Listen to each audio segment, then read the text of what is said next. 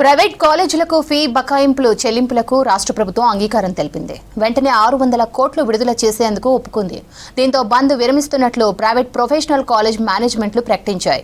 ఇవాళ నుంచి క్లాసులు యథాతథంగా జరుగుతాయని తెలిపాయి. ఇక విద్యార్థుల భవిష్యత్తుకు కాంగ్రెస్ ప్రభుత్వం అత్యంత ప్రాధాన్యత ఇస్తుందన్నారు డిప్యూటీ సీఎం బట్టి విక్రమార్క. గతంలో కాంగ్రెస్ సర్కార్ తెచ్చిన ఫీ రియంబర్స్మెంట్ పథకాన్ని బీఆర్ఎస్ ఆగం చేసిందని ఫైర్ అయ్యారు.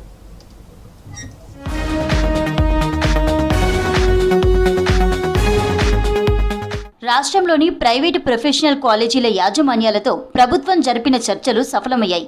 దీపావళిలోగా 1200 కోట్ల బకాయిలు విడుదల చేస్తామని సర్కార్ హామీ ఇచ్చింది. ఫీజు రియంబర్స్మెంట్ కింద వారంలోనే 600 కోట్లు వెంటనే చెల్లిస్తామని తెలిపింది. దీంతో బంద్ నిర్ణయాన్ని విరమించుకున్నాయి ప్రైవేట్ కాలేజీలు. ఇవాల్టి నుంచి క్లాసులు యథాతథంగా జరుగుతాయని మేనేజ్మెంట్లు ప్రకటించాయి. మరో 600 కోట్లు దీపావళి వరకు చెల్లిస్తామని ప్రభుత్వం హామీ ఇచ్చింది.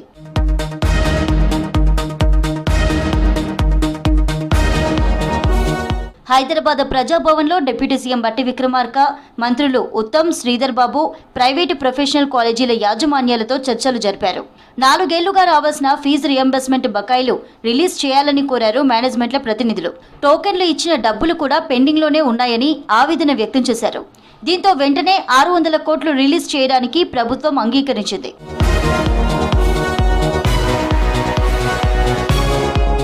పేద విద్యార్థుల కోసం కాంగ్రెస్ సర్కార్ ఫీజు రియంబర్స్మెంట్ పథకాన్ని తెచ్చిందన్నారు డిప్యూటీ సీఎం బట్టి విక్రమార్క.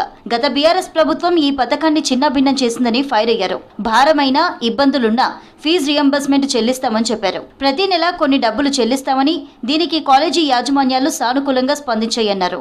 ఈ రాష్ట్రంలో ఉన్నటువంటి ప్రైవేట్ కళాశాల యాజమాన్యాల సంబంధించినటువంటి సమస్యల్ని, ఆయా కళాశాలలో చదువుకున్నటువంటి విద్యార్థుల భవిష్యత్తును దృష్టిలో పెట్టుకొని ఆ సమస్యని సానుకూలంగా పరిష్కరించాలని, అది భారమైనప్పటికీ ఇబ్బంది అవుతున్నప్పటికీ కూడా సానుకూలంగా వారందరితో చర్చించి విద్యార్థి లోక భవిష్యత్తును దృష్టిలో పెట్టుకొని వారి ఫీజు రియంబర్స్మెంట్ సంబంధించినటువంటి ఏదైతే టోకెన్లు ఉన్నాయో ఆ టోకెన్లకు సంబంధించినటువంటి వరకు దాదాపు 600 కోట్ల రూపాయల వరకు త్వరితగతిన ఆ నిధుల్ని విడుదల చేయాలని సర్కార్ ప్రతిపాదనలకు అంగీకరించి బంద్ విరమించినందుకు ప్రైవేటు ప్రొఫెషనల్ కాలేజీల యాజమాన్యాలకు కృతజ్ఞతలు తెలిపారు బట్టి. ఫీజు రియంబర్స్మెంట్ రేషనలైజేషన్ పై మేనేజ్మెంట్లు పలు సూచనలు చేశాయని చెప్పారు. దీనిపై 2-3 రోజుల్లో అధికారులు మేనేజ్మెంట్ల ప్రతినిధులతో కమిటీ వేస్తామన్నారు బట్టి.